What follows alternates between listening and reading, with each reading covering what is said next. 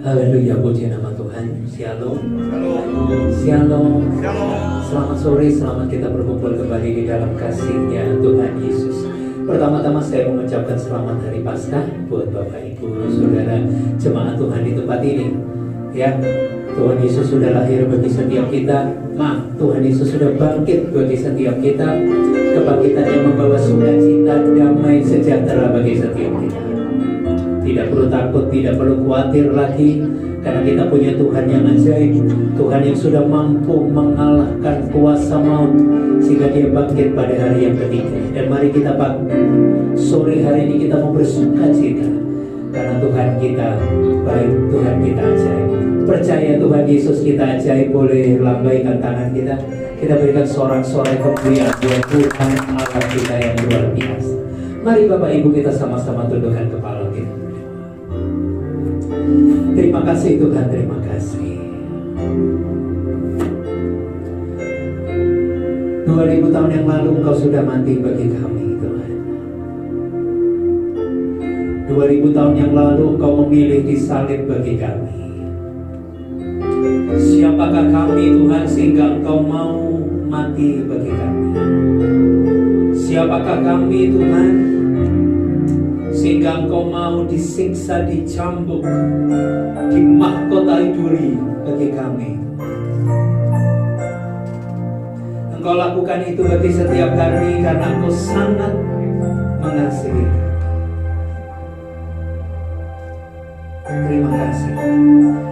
Dan hari ini kami bersyukur Tuhan, karena Engkau sudah bangkit bagi kami. Kebangkitan-Mu mendatangkan sukacita bagi kami. Kebangkitan-Mu membawa harapan bagi setiap kami. Kebangkitan-Mu mengubah setiap kami. Dan kami menjadi ciptaan yang baru oleh karena kasih. Terima kasih Tuhan, terima kasih. Ini kami, ini doa syukur kami Tuhan, sore hari ini.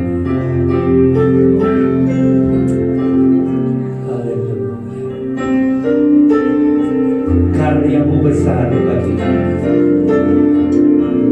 Engkau satu-satunya yang kami punya di dunia ini. Dan biarlah sore hari ini kami mau memberi yang terbaik buat Engkau, karena Engkau sudah memberi yang terbaik bagi kami. Engkau memberi hidup-Mu bagi kami. Kasih yang terindah, hati yang mulia,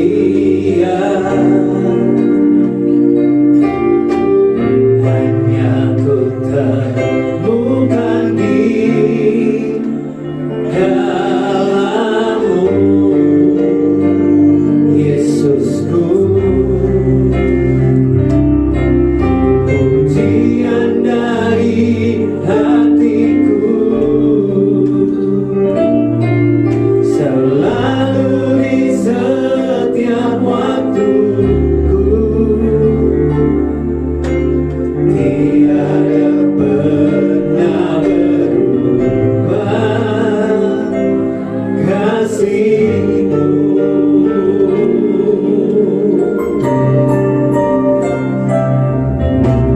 Kasih yang terindah, hati yang mulia, hanya Ku temukan di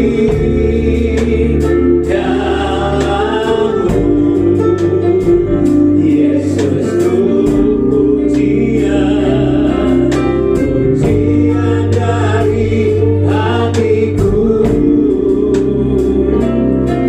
selalu di setiap waktuku, tiada pernah berubah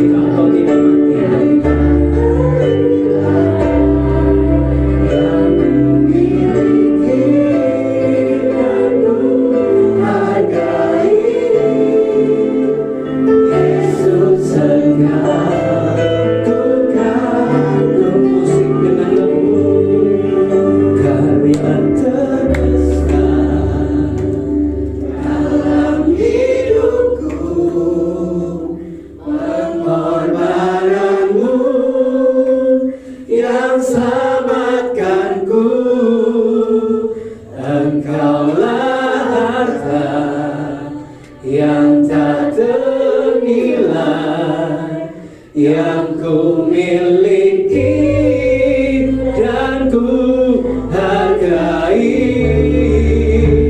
Yesus Engkau kagumi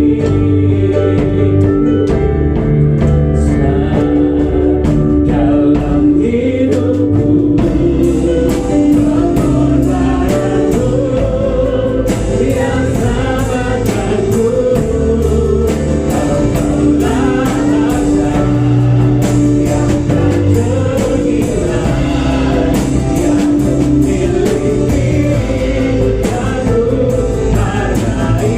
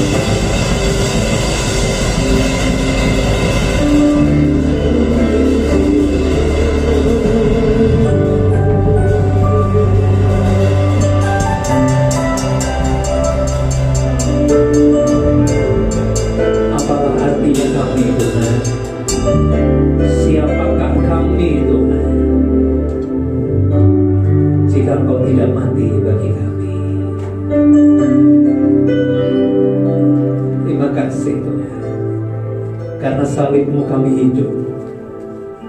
Karena salib-Mu kami beroleh kemenangan.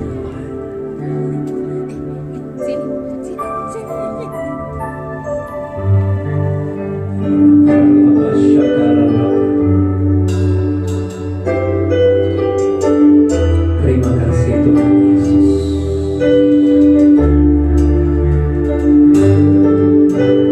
Engkau Tuhan yang berkuasa. Engkau Tuhan yang sanggup mengadakan mujizat bagi setiap kami.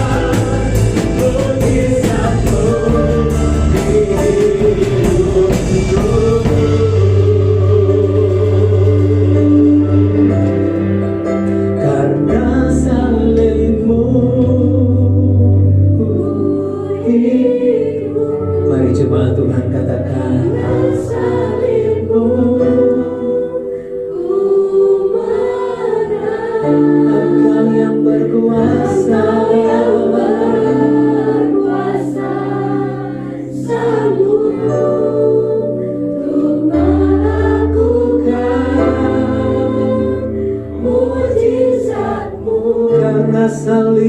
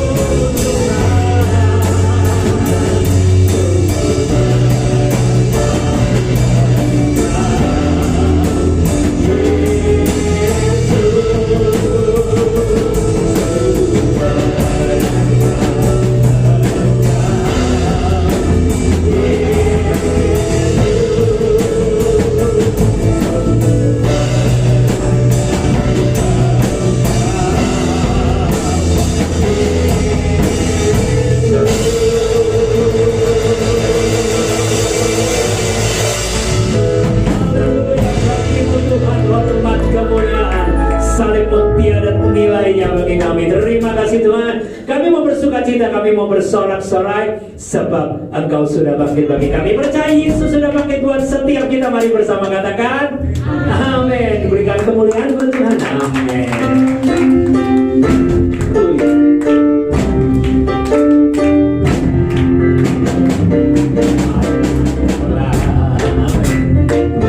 Yesus namanya menyembuhkan, menyucikan,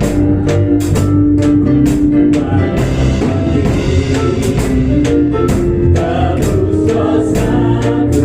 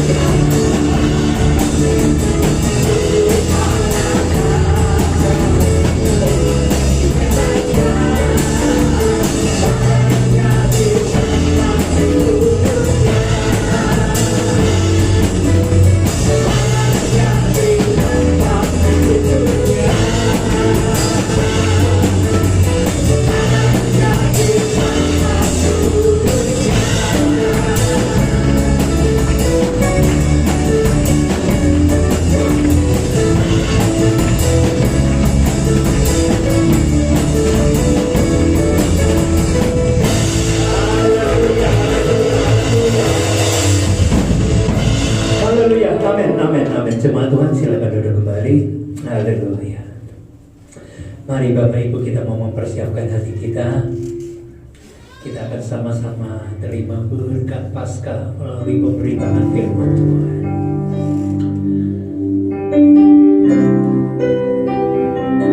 Terima kasih Yesus.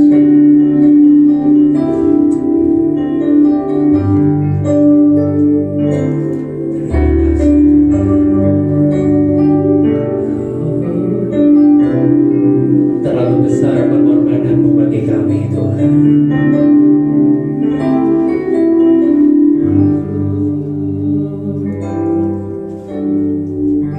Telah kulihat bukti kasih-Mu, Kau menderita gantikanku. Dengan darah-Mu Kau selamatkanku. Kini ku hidup menyenangkan-Mu. Telah kulihat bukti kasih-Mu, Kau menderita gantikanku. Dengan darah-Mu Kau selamatkanku. Kini ku hidup menyenangkan-Mu. Terlalu besar kasih-Mu Bapa,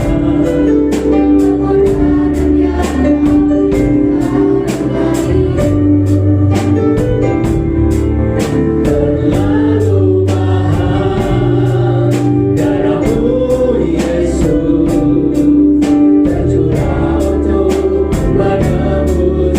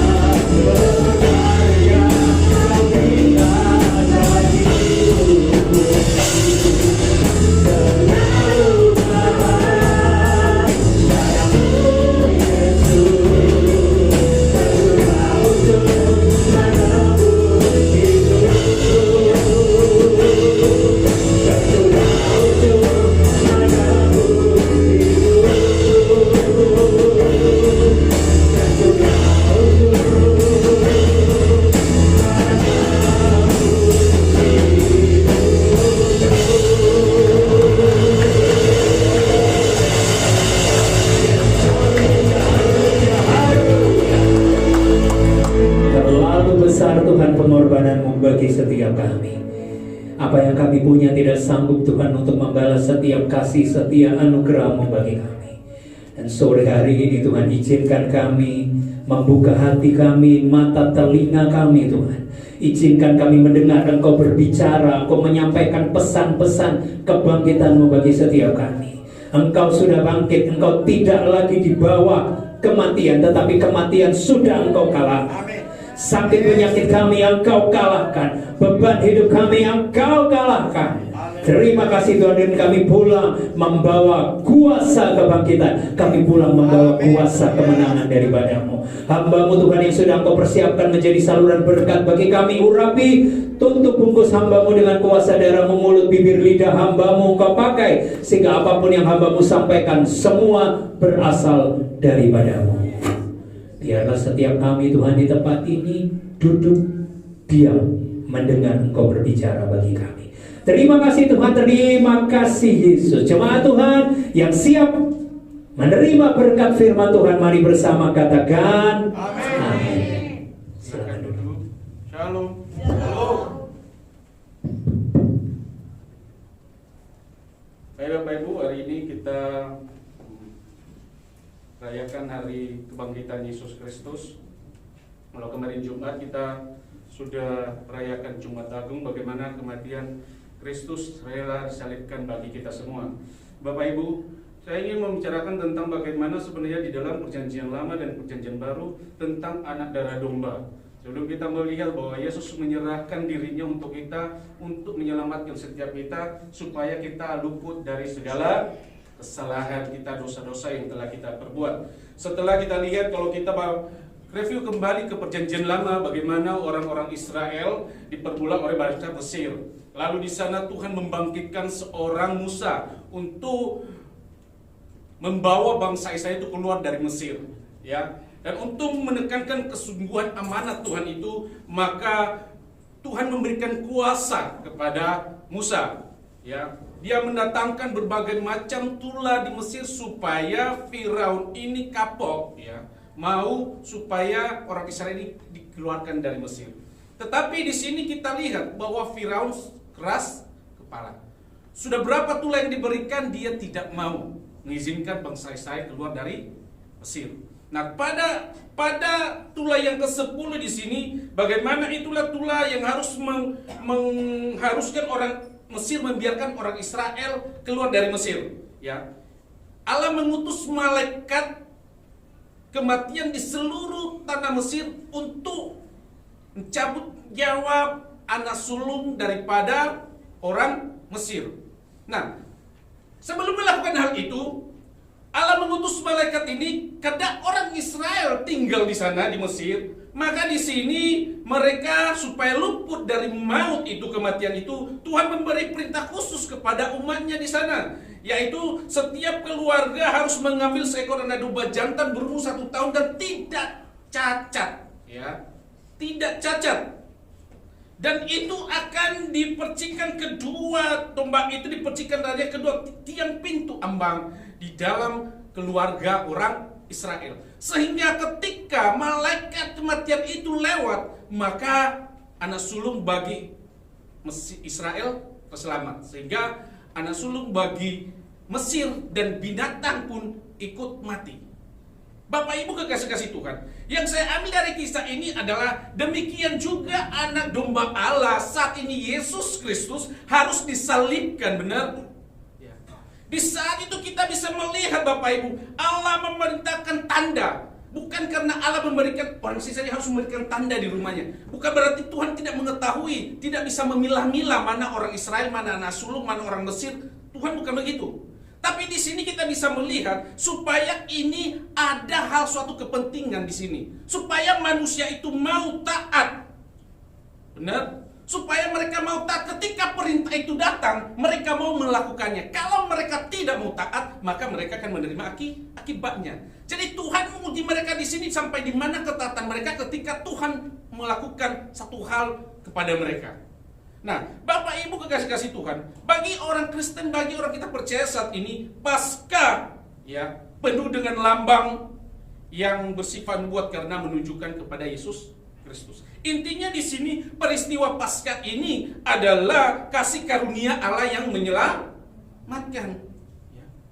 Allah mengeluarkan orang dari Mesir, orang-orang Israel dari Mesir bukan karena mereka itu layak, tapi itu karena dikatakan karena oleh kasih karunia Allah. Kita ditebus bukan karena kita layak, tapi itu semata-mata karena kasih karunia Allah dalam kehidupan kita. Begitu juga ketika bangsa Israel keluar dari Mesir, itu bukan karena mereka layak, tapi itu karena semata-mata kasih karunia Allah menunjukkan kepada mereka bahwa Allah itu maha kasih, Allah itu maha ada, Allah itu tetap pada perjanjiannya. Apa yang dia ucapkan, dia kata tepati.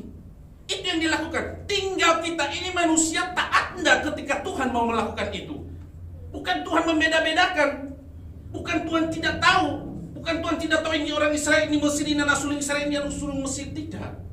Tuhan tahu. Kita tahu Tuhan maha tahu. Tuhan maha mengerti. Tapi di sini Tuhan uji sampai di mana ketaatan kita dalam melakukan firman-Nya. Ketika dia berucap, kekasih-kasih Tuhan. Lalu di sini dikatakan darah yang dipercikkan pada tiang pintu di ambang atas dimasukkan untuk menyelamatkan anak sulung Israel ini, Bapak Ibu kekasih-kasih Tuhan, menyelamatkan mereka dari kematian. Darah ini menunjuk kepada penumpahan darah Yesus di kayu salib. Supaya kenapa? Supaya menyelamatkan kita dari kematian dan murka Tuhan terhadap kita, umat manusia, terhadap dosa-dosa kita. Jadi anak domba Paskah ini adalah sebuah korban. Kalau kita lihat kemarin Jumat Agung, itu adalah sebuah korban.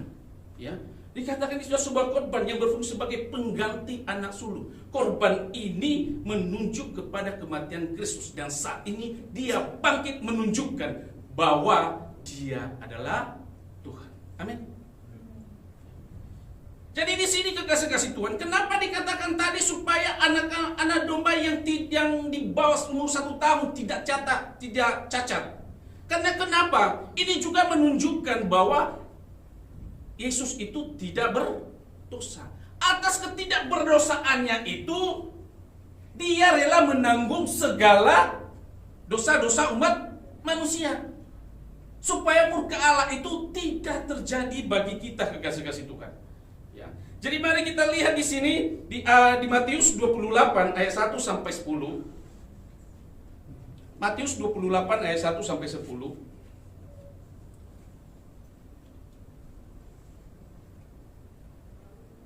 Setelah hari Sabat lewat menjelang menyingsingnya fajar pada hari pertama minggu itu, pergilah Maria Magdalena dan Maria yang lain menengok kubur itu. Setelah hari Sabat lewat menjelang, maka terjadilah gempa bumi yang hebat. Sebab seorang malaikat Tuhan turun dari langit dan datang ke batu itu dan menggulingkannya lalu duduk di atasnya. 3. Wajahnya bagaikan kilat dan pakaiannya putih bagaikan salju.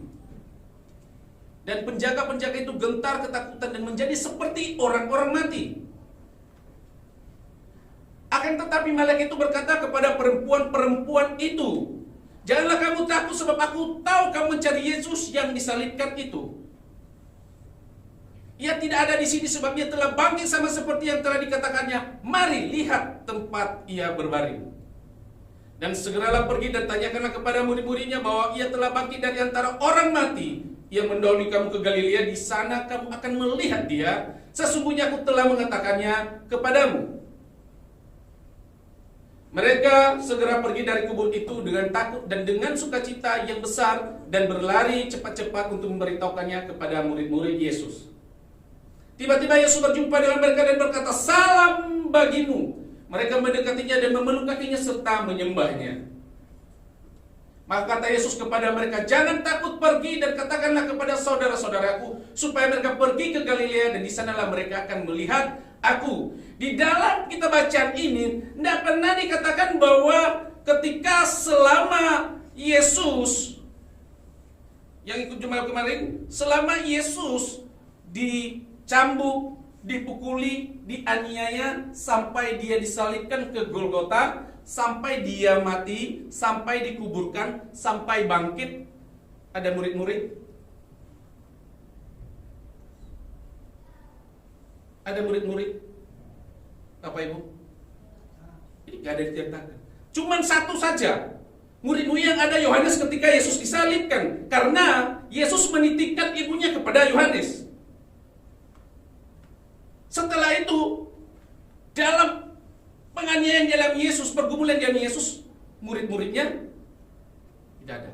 Saya tahu kata seminggu kemarin, minggu sebelumnya, Taman Getsemani, yang saya katakan, bagaimana Yesus menyuruh murid-muridnya supaya berjaga-jaga. Kenapa Yesus tidak membawa semua murid-muridnya? Kenapa Yesus cuma membawa 3 orang? Karena murid-muridnya 12. Lalu ketika sampai di Taman Getsemani, apa yang terjadi? Yesus lagi bergumul, murid-muridnya tertidur. Bapak Ibu kekasih-kasih Tuhan, di sini kita bisa melihat bahwa perempuan-perempuanlah yang senantiasa ada di sisi Yesus ketika dia ditangkap. Yang dari jauh kan kita lihat kalau di film itu kan yang ada di situ kan yang nampak kan perempuan-perempuan, benar? Ketika dia dicambuk, di sisi yang menangis di situ perempuan-perempuan. Yang murid-murid bersembunyi untuk melihat. Ketika dia ditangkap, ketika dia dibawa, disalibkan di Golgota, yang meratapi, yang menangisi dia sampai ke bukit Golgota siapa? Murid-muridnya tidak ada. Yang ada perempuan. Ketika Yesus dikubur, lalu ketika fajar menyingsing, karena kesetiaan mereka, kepedulian mereka kepada Yesus, maka pagi-pagi pun, subuh, sebelum terbit matahari, karena kepedulian rasa cinta mereka kepada Yesus, mereka datang ke kuburan. Tetapi apa yang terjadi? Mereka melihat batu sudah terbuka, dan malaikat berkata, dia sudah bangkit. Bapak Ibu, di dalam keterpurukan yang dialami oleh perempuan-perempuan itu pada waktu itu, mereka itu sedih. Mereka terpuruk. Karena kenapa? Seorang panutan mereka, seorang guru mereka, yang selama ini memang mereka anggap yang luar biasa, tiba-tiba harus mati. Mereka seperti ayam kehilangan induknya. Sama seperti murid-murid mencar. Mereka sudah nggak ada lagi yang. Tapi lihat perempuan, selalu berpencar, mereka tetap datang. Lihat Bapak Ibu, mereka datang pagi-pagi, menyongsong di pagi hari untuk bisa melihat Yesus. Bapak Ibu kekasih-kasih Tuhan, di sini kita bisa melihat Bapak Ibu bahwa di dalam kehidupan kita sehari-hari, sama di dalam keluarga juga itu dikatakan bahwa perempuan itu adalah tiang doa. Mereka lah yang tadi yang murid-murid Yesus ini, yang mereka gagah perkasa mendampingi Yesus. Pria-pria sejati tadi ini, ya anggap aja lah pria-pria sejati, ya. Pria-pria sejati seperti Pak Yafet, gitu, Pak Andi, mereka contohnya lah, mereka mendampingi. Tapi tiba-tiba dengan adanya Yesus ditangkap, lari begitu saja pria-pria sejati tadi. Yang ada, yang perempuan-perempuan yang ada di dapur yang datang melawan. Ini seperti itu. Mana tadi yang mengatakan, aku rela mati untuk Tuhan. Muridnya kan berkata begitu. Aku mau melakukan ini Tuhan. Tidak boleh Tuhan disalibkan. Tidak boleh ini, tidak boleh dan ini. Tapi pada hakikatnya, ketika Yesus ditangkap, tong kosong nyari.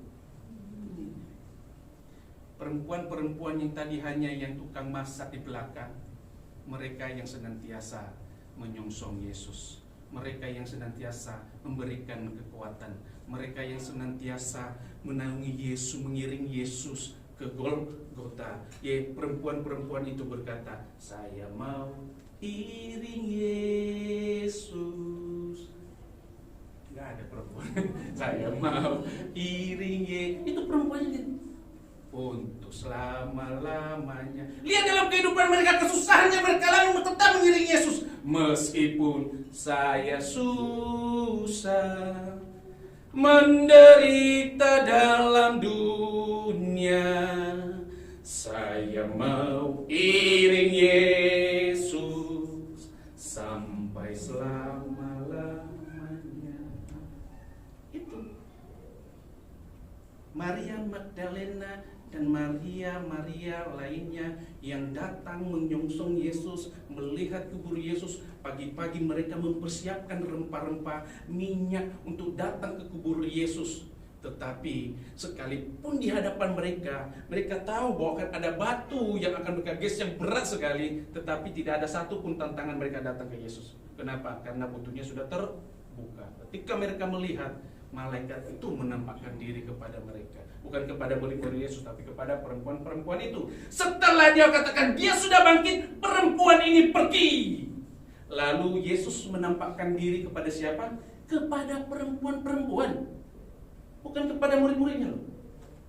Bayangkan, sampai di kubur, malaikat menampakkan diri kepada perempuan dan berkata kepada mereka, Yesus sudah bangkit, pergilah.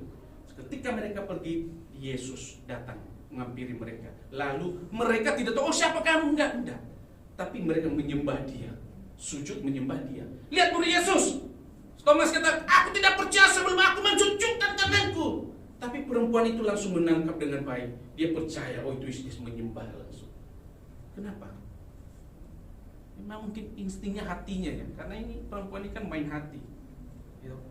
Hatinya yang, kalau pria ini kan pikiran yang jadi wah, tidak mungkin. Kalau perempuan ini, wah, dia langsung ada hati nuraninya itu. Lalu ketika itu penyampaian kabar kebangkitan Yesus itu pun disampaikan kepada perempuan-perempuan ini untuk disampaikan kepada murid-muridnya. Bapak Ibu, di dalam kehidupan orang Yahudi, perempuan itu ya, itu tidak ada fungsinya, diremehkan, tidak seperti itulah. Tetapi orang yang diremehkan, orang yang tidak berguna, orang yang dianiaya, orang yang tidak apa-apanya, Tuhan pakai mereka untuk mengabarkan kabar sukacita tersebut. Jadi Tuhan tidak membeda-bedakan, kamu mau orang baik, kamu orang jahat. Kalau Tuhan pakai kamu sekalipun jahat, Tuhan bisa pakai engkau. Amin. Kita lihat setelah itu dia berkata kepada perempuan-perempuan, katakanlah kepada murid-muridku, pergilah ke Galilea, karena di sana aku akan bertemu mereka. Kenapa masih ada di Galilea? Kenapa nggak di Yerusalem? Di sana kan di Yerusalem banyak imam-imam, ya kan, ahli-ahli Taurat banyak di sana, supaya tahu, supaya Yesus datang sudah bangkit. Kenapa nggak di Yerusalem? Kenapa nggak di Jakarta? Kalau di Jakarta kan disiarkan di sana. Kenapa mesti di Surabaya gitu loh? Pusatnya kan Jakarta. Di situ presidennya ada. Karena di Galilea itu, di situ pertama kali Yesus mengambil murid-muridnya untuk menjadi penjala manusia. Yang kedua, Galilea itu adalah tempat orang-orang Samaria. Bapak Ibu baca di dalam kita orang-orang Samaria, orang-orang yang tidak disukai orang Israel, bangsa Yahudi. Karena mereka ini adalah keturunan kawin campur. Mereka ini dianggap orang berdosa, ya. Jadi mereka itu diremehkan, tidak mau bergaul kepada mereka. Tetapi dengan kebangkitan Yesus, dia mengubah semua itu.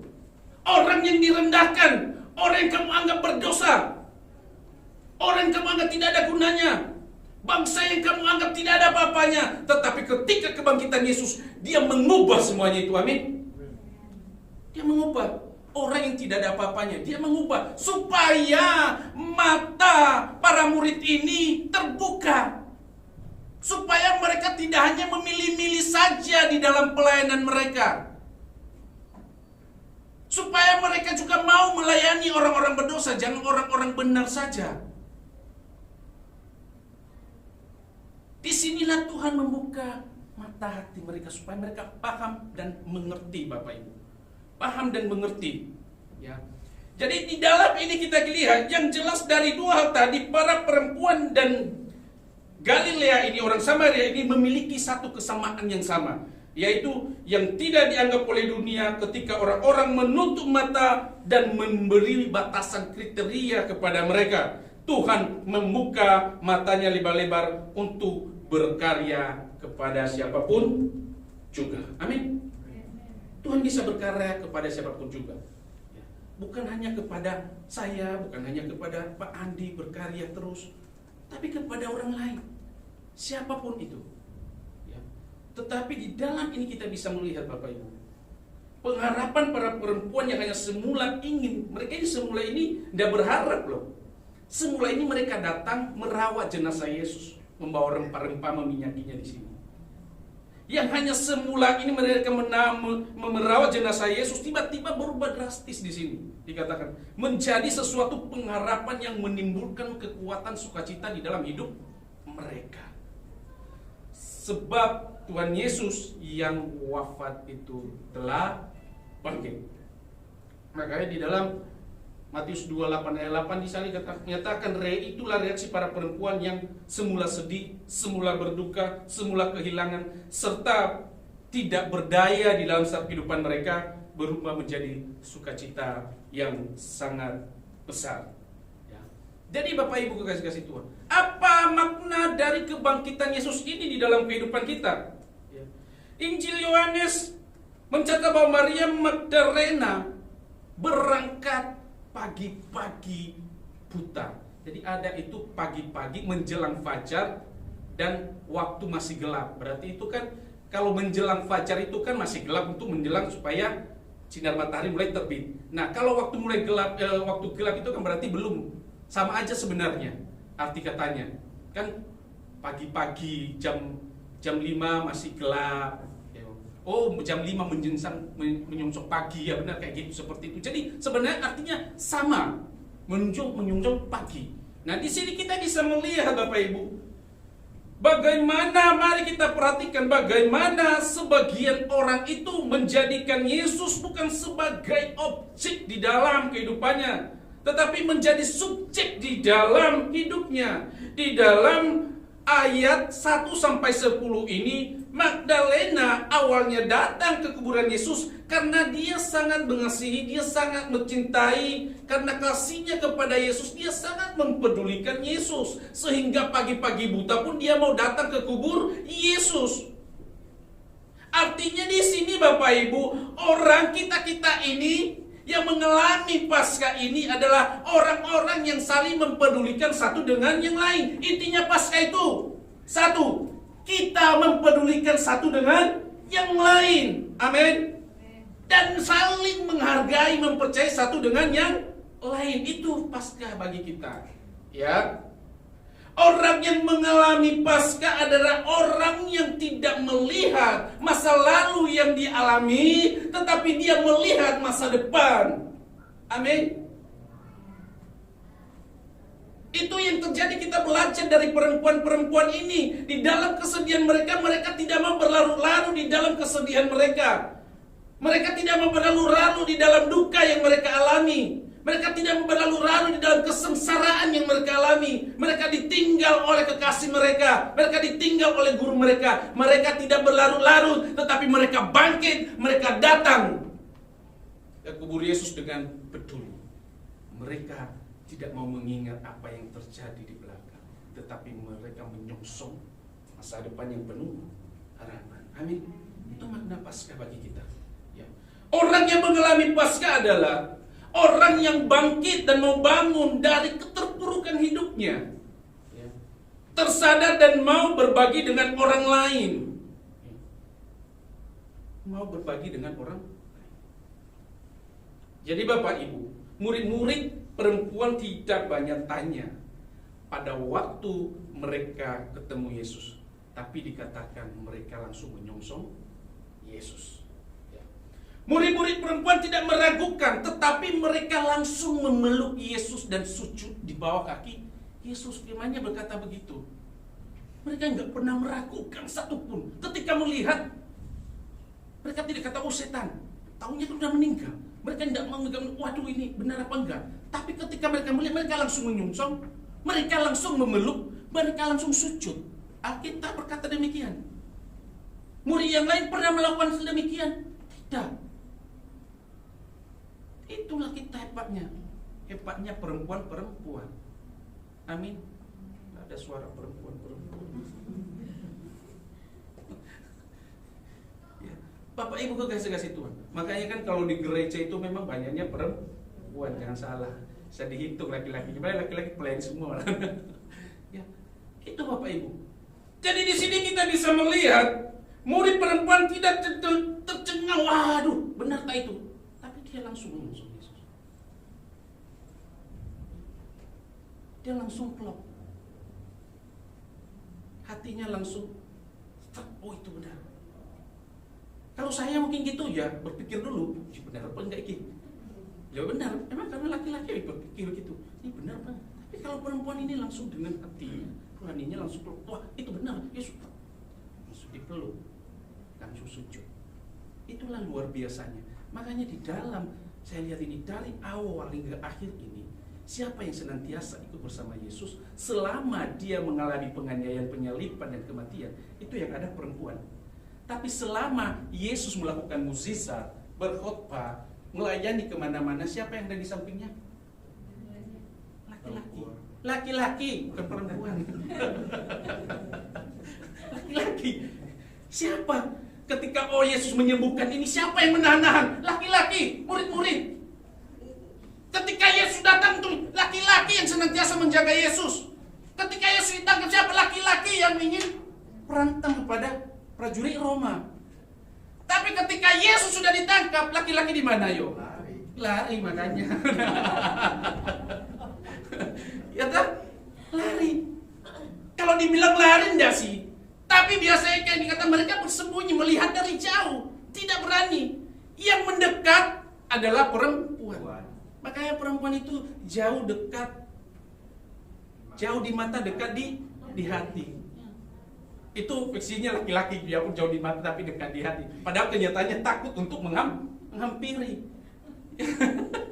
Ya toh, begitu kasih Tuhan. Nah di sini kita bisa melihat Bapak Ibu peristiwa kebangkitan Yesus dan kematian menyatakan kepada dunia bahwa Yesus adalah juru selamat umat manusia. Amin. Ya.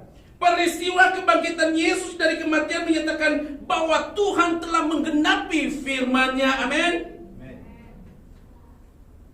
Jadi Bapak Ibu, mari kita belajar bersama-sama. Ya. Seberat apapun itu yang kita lakukan, seberat apapun itu yang kita rasakan, mari jangan kita mengingat masa lalu yang senantiasa menutup, membatasi kita untuk kita berjalan. Kalau perempuan-perempuan ini mereka harus ke kubur Yesus dan di situ sudah ada batu besar yang ditutupi, bagaimana cara mereka masuk?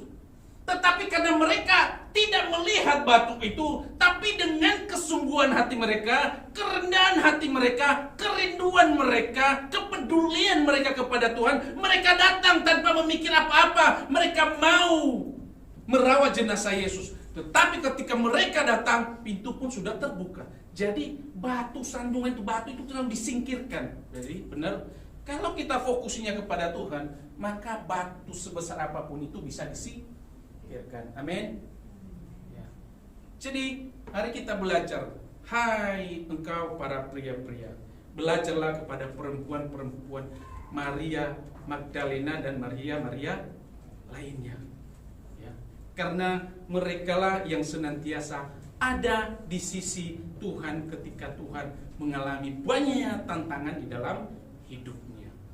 Tapi ketika kita murid-muridnya, ketika Yesus suruh saja berjaga-jaga, waktu dia berdoa, dia menyerahkan semua kepada Tuhan, kepada Bapaknya, apa yang terjadi dalam hidupnya. Yang ada, pria-pria malah tertidur. Jadi kalau yang ngajak-ngajak doa biasanya di rumah, di mana itu pasti perempuan. Ayo doa, pasti. Kebanyakan gitu ya, pasti perempuan-perempuan. Saya ajak kalau lagi istri saya, ayo doa. Dan kalau ayo doa, benar. Karena memang perempuan adalah tiang doa. Ya, jadi kita belajar. Kita belajar dari firman Tuhan ini. Ya, kita belajar.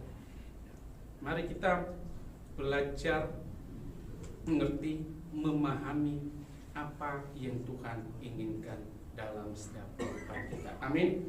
Mari kita bersama.